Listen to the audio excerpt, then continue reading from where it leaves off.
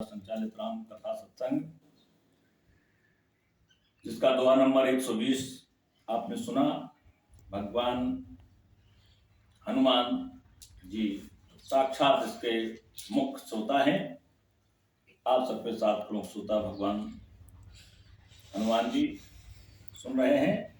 अब बात आती है मैया पार्वती की जिज्ञासा है, सबसे पहले भगवान राम ने कौन सा रूप धारण किया है और किस कारण धारण किया है, किसके लिए धारण किया है, यह चरित्र आगे आया है दोहा नंबर 121 में। बहुत ही सुंदर चरित्र है। असुर मार था पहि सुरन और आखै निज सुत सेतु, जग विस्तार विशद जस राम जन्म कर हेतु। राम किस जन्म लिए हैं, क्यों जन्म लिए हैं, क्यों अवतरित हुए हैं, पहला दृष्टांत में पहला कारण बता रहा हूं। भगवान शंकर ने बताया कि इनकी अपनी सृष्टि की व्यवस्था है। जहां सृष्टि में विधान आता है, शुद्ध वेद भगवान के मुख से प्रकट हुए हैं। जहां इन सब का अपमान होने लगता है, जब सीमाएं समाप्त हो जाती हैं, तब भगवान अवतार धारण करते हैं और सब का संहार करते हुए, दुष्टों का विनाश करते हुए पुनः असुर मार थापै सुरम, असुरों को मार गिराते हैं और देवताओं को स्थापित करते हैं।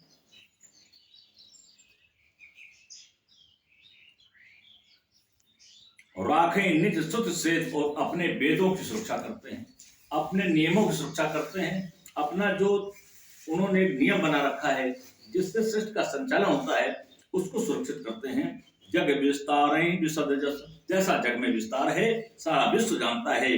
राम जन्म कर हेतु, जन्म उनका हुआ, पहला जन्म कैसे हुआ है ये बताया है मैया पार्वती को। सोई जस गाय भगत भवतरही, कृपा सिंधु जनहित तनु धरही। राम जन्म के हेतु अनेका, परम विचित्र एक ते एका। भगवान राम ने कई बार जन्म लिए हैं, कई बार अपने स्वरूप धारण किए हैं। ब्रह्म ने कई बार अपने स्वरूप को धारण किया है, निर्गुण से सगुण बना है। एक ते एका, विचित्र विचित्र तरीके से इनके अवतार हुए हैं। जन्म एक तो ये कहूँ बखानी, सावधान सुन सुमत भवानी। एक जन्म की बात बता रहा हूं, दो भाई थे, सावधान होकर सुनिए। द्वारपाल हर के प्रिय दोनों भाई द्वारपाल भगवान विष्णु के बहुत ही प्रिय थे, द्वारपाल थे। नाम बताया है जय और विजय जान सबको, जय और विजय को सब जानता है। ये भगवान विष्णु के द्वारपाल थे, दोनों सगे भाई थे। विप्रश्राप दोनों भाई, तामस असुर देह तिन पाई। इनको विप्र का श्राप लगा, सनत सनंद सनत कुमार ऋषियों का श्राप लगा, जिस कारण से कनक कर सिपु अरु हाटक लोचन, जगत विदित सुरपति मति मोचन।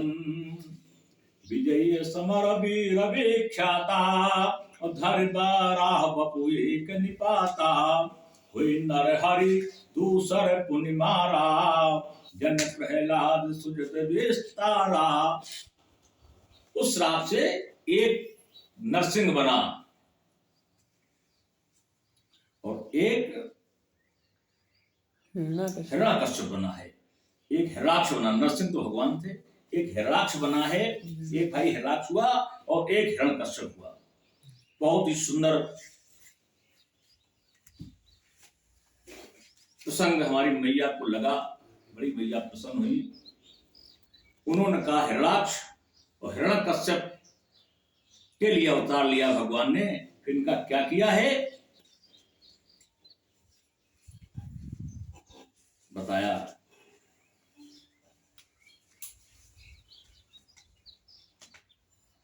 आनंद कंद भगवान की हिरणाक्ष को सूकर बन के ये पृथ्वी को लिए चला जा रहा था, सब धराशायी हो जाती। तो भगवान ने सूकर का रूप धारण किया, 12 अवतार। भगवान ब्रह्म ने 12 अवतार लिया, शुकर बने और पाताल से पृथ्वी को अपने मुंह पर आगे दांतों पर रख करके ऊपर ले आए, पृथ्वी फिर स्थापित कर दिया और हिरण्याक्ष का वध कर दिया। दूसरा भाई बचता है हिरण्यकश्यप, जिसने कहा कोई ब्रह्म नहीं है, कोई भगवान नहीं है, मैं विधाता हूं। इसने कोई ऐसा व्यक्ति नहीं छोड़ा जिस पर इसने विजय प्राप्त कर ली हो। सारे जगत उसको भगवान कहने लगा। यहां तक कि पत्नी भी सहयोग नहीं करती थी, लेकिन भयवश हिरण्याकश्यप का सहयोग करती थी। हिरण्याकश्यप के अनुसार वो भी बोलने लगती थी, लेकिन अंदर से समझाती थी हिरण्याकश्यप को, हरि हैं, लेकिन वो नहीं मानता था। यहां तक कि प्रहलाद का जन्म हुआ हिरण्याकश्यप के कुल में।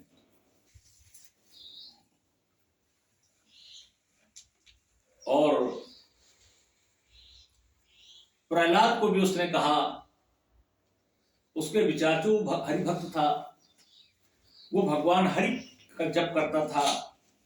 बहुत से डांटा फटकारा, समझाया, ताड़ना दी, लेकिन प्रहलाद नहीं माना। गुरुकुल में शिक्षा के लिए भेज दिया। प्रहलाद तो हर शब्द संकीर्तन, गुरुजी परेशान कि मैं राजा का सेवक हूं, राजा का गुरुकुल है, मैं इसमें शिक्षक हूं, हमको निकाल दिया जाएगा। दबाए रहते थे, समझाते थे, बहुत समझाया, नहीं माना। कोई सूचना नहीं राजा के पास। हिरण्याकश्यप एक दिन पहुंच गया विद्यालय, गुरुकुल पहुंचा, देखा क्लास चल रहा था, हरि संकीर्तन चल रहा था। प्रहलाद जी के साथ सारे बच्चे हरि संकीर्तन कर रहे थे। हिरण्याकश्यप ने गुरुओं को बहुत डांटा, तो ये सब क्या है? तो हमारे खिलाफ शिक्षा देते हो बच्चों को, भगवान मैं हूं कि हरि भगवान है? उन्होंने कहा, राजन मैं तो आपको ही भगवान कहता हूं, लेकिन जो आपका बेटा है प्रहलाद, ये हरि को भगवान कहता है।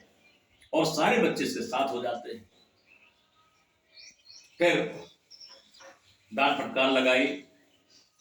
इसके बाद एक दिन प्रहलाद ने कहा कि ये गुरुजी हमारे संकीर्तन में बाधा डालते हैं। रात में सोते हुए गुरुजी खराटा ले रहे थे, बांध दिया चारपाई में, और समुद्र के किनारे, नदी के किनारे लेके गए, वहीं रखे। नींद खुली, हिलाया डुलाया। गुरुजी बोले, अरे तुमने क्या किया? बोले भी यहीं से फेंक दूंगा नीचे पहाड़ से। बताइए तुमको हरि भगवान है या ये हिरण्याकश्यप भगवान है? कौन बचाएगा बताइए? अगर हिरण्याकश्यप भगवान है तो ये जा रहे हो, तो कहने लगे गुरुजी हरि भगवान है। बोले जो हरि भगवान है तो फिर हमको गलत बात क्यों पढ़ाते? ब्रह्म एको दूजो नास्ति, ब्रह्म तो केवल एक है, हमको क्या दूसरा पाठ पढ़ाते हो? गुरुजी ने कहा, क्या होता है, तुम्हारे पिताजी का कहना इसलिए कहता हूँ, नहीं तो हमारी नौकरी निकाल देंगे, हम घर बेघर हो जाएंगे, राजा अपने देश से निकाल देंगे, हम कहाँ जाएंगे? इसलिए हम आपके पिता को भगवान कहते हैं, लेकिन है तो हरि ही भगवान। ये बात राजा को पता चली। हिरण्याकश्यप ने कहा, अच्छा तुमको फेंक रहा था तो तुमने कहा हरि भगवान है, और आपने कह दिया मैं भगवान नहीं हूं। तुरंत कहा, मैं अब ठीक करता हूं, तुम्हारे बस का नहीं है। कुमड़िया फिर हाथी बुलवाए, बीच में प्रहलाद को छोड़ दिया। हाथियों ने कोई उनके ऊपर बल प्रयोग नहीं किया। काले काले सर्पों को बुलाया, सर्पों से डसवाया, कोई असर नहीं हुआ।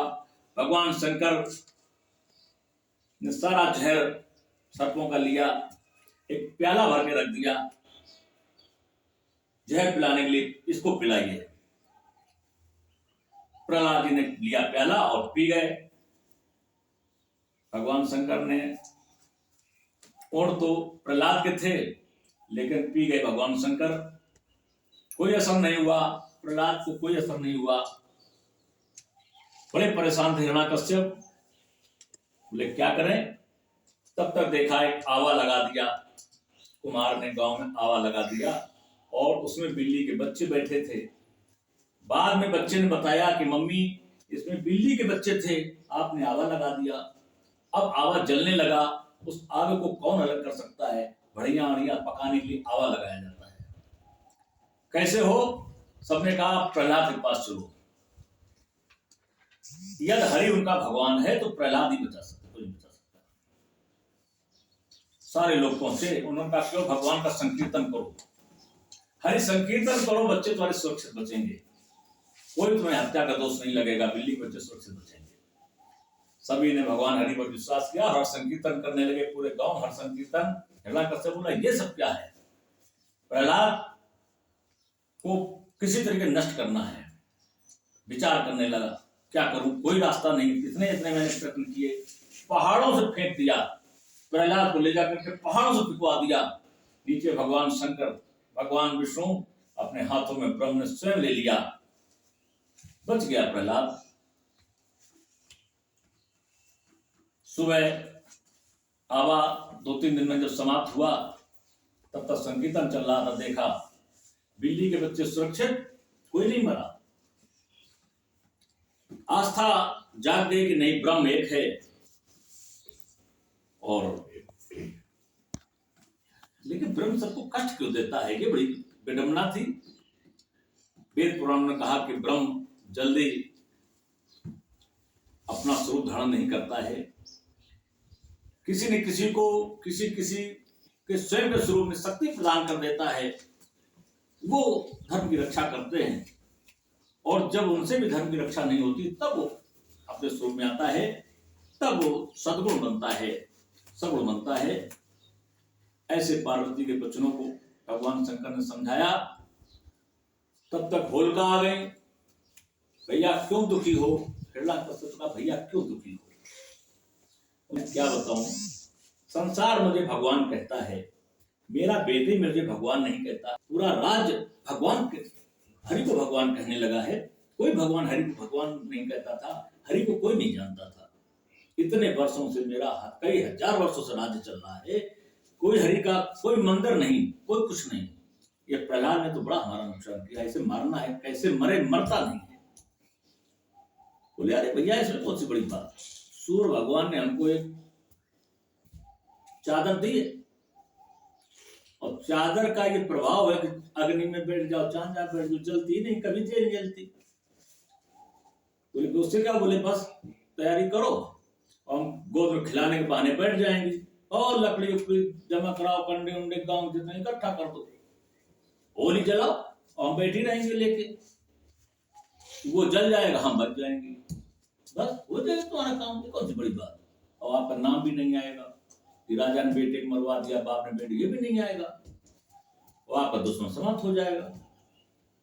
बस हिरण्याकश्यप ने तैयारी करा दी। बोले होली जलेगी फलाने दिन, चौराहे पे होली रखवा दी, पूरे गांव के ईंधन इकट्ठा करा दिया, कंडे अंडे जो थे इकट्ठा करा दिए, बड़ी ऊंची होली बनाई गई। बुआ बोली, होलिका बुआ बोली, बबुआ आओ आओ ऊपर हम लोग चढ़ते हैं, कितनी बढ़िया होली तुम्हारे पापा ने बनवाई, चलो चलते हैं। बैठ गई जाकर के ऊपर, ले लिया गोद में, चीर ओढ़ लिया, पीछे चीर दबाना भूल गई बुआ, पीछे चीर दबाना भूल गई, आगे दबा लिया, सब दबा लिया, और चीर के ऊपर बेटे को बिठा लिया, प्रहलाद के ऊपर कोई चीर नहीं, और गोदी में था चीर, चीर दबा ली नीचे, और चीर के ऊपर बिठा लिया प्रहलाद को, और बस लगा दी गई आग। बुलाया गया जोशी को, जोशी ने पूजा की, 7 परिक्रमा की, और होली जला दी। जैसे होली जली, आग जली, तो आग की लपट में जो ब्रह्म तो व्यापक, हर व्यापक, सर्वत्र समाना, सर्वत्र ब्रह्म है, जहां ब्रह्म नहीं हुआ कुछ ही नहीं। आग जली नहीं सकती अगर ब्रह्म नहीं होगा, और आग बुझ नहीं सकती अगर ब्रह्म नहीं होगा। तो हवा जैसे ही नीचे से उठी आग, वैसे चीर उड़ा और प्रहलाद ऊपर गिर गया। होलिका मैया जल गई और प्रहलाद बच गए, जो प्रहलाद के ऊपर चीर आ गया। सब खुश थे कि अब तो दुश्मन गया हमारा। सुबह देखेंगे, सब होली जला के आ गए अपने अपने घर। चलो सब लोग देखें क्या होता। प्रहलाद जी वहां, सब प्रहलाद के सहपाठी आ गए, धूल उड़ाए, गाय हर कर संकीर्तन चले। लोगों ने कहा लो बुआ तो चली गई, ये तो बच गया।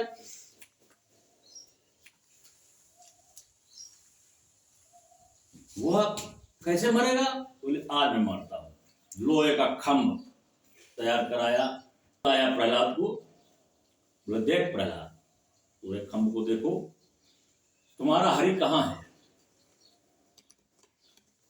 आज मैं पिता होके प्रहार नहीं करना चाहता था, लेकिन प्रहार करना पड़ रहा है। बहुत प्रयास किया, तू बचता रहा, तुम बचता रहा। ये हमारे राजद्रोह लोगों ने किया है, हमारे साथ गद्दारी की लोगों ने। हमसे कहा मैं मार दूंगा और तुमको मारा नहीं।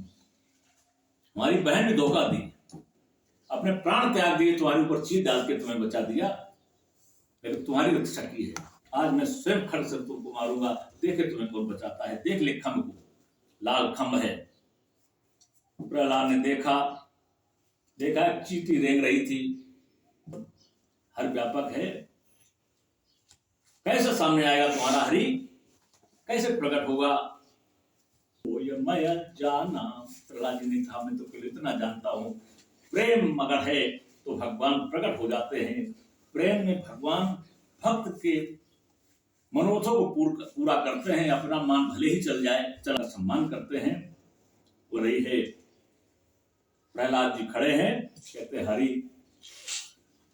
हरि का काम है, आप अपना काम करिए। जैसे खड़क उठाई और वो तेजी से प्रहार करना चाहा, वैसे बहुत तेज आवाज हुई, गड़ गड़ानो, खम्भ फाट्यो चरचराय, निकस्यो नर हरि को रूप अति भयानो है। तो कट कट कटावे दाढ़े और दसन लप लपावे जीव, मुछ व्योम व्यापिमानो है। तो थर थर थराने लोग और डर डर डराने धाम, और भवर भर भराने जीव, व्योम व्यापिमानो है। और कोप कर गर्जो नरसिंह जवे, और मानो मैं पयोद को मेघ तड़तड़ानो है। मल्ल युद्ध करते हैं, हिरण्याकश्यप को परास्त कर देते हैं। सारे मारे, कोई दैत्य न मारे, कोई देव न मारे। मेरी मृत्यु घर के अंदर न हो, तो घर के बाहर न हो। मेरी मृत्यु देवताओं से न हो, मान प्राणियों से न हो, तो किसी हिंसक जीव से न हो। नहीं मानता कि मेरी मृत्यु न हो तो कल्याण हो जाता। बोले हिरण्याकश्यप याद करो, दिन है कि रात? न दिन है न रात है, संध्या का समय है। बोले हमको देखो, मैं मनुष्य हूं कि जानवर हूं? बोले आप ना मनुष्य है न जानवर हैं, दैत्य हूं। हिरण्याकश्यप को सारे स्मरण कराए। ब्रह्म कह रहा था, आज भगवान की शरणागति में चला जाता है। जो भगवान की शरणागति में चला जाता है, सारे पाप उसके अपने आप समाप्त हो जाते हैं।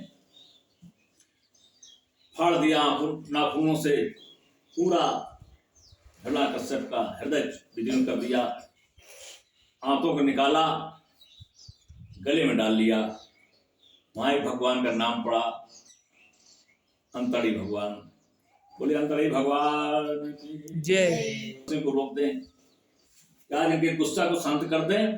समझाया, बेटा तुम जाओ, पिता की बड़ी दुर्दशा हो गई है, तुम पिता के लिए कुछ मांग लो, कुछ कहो।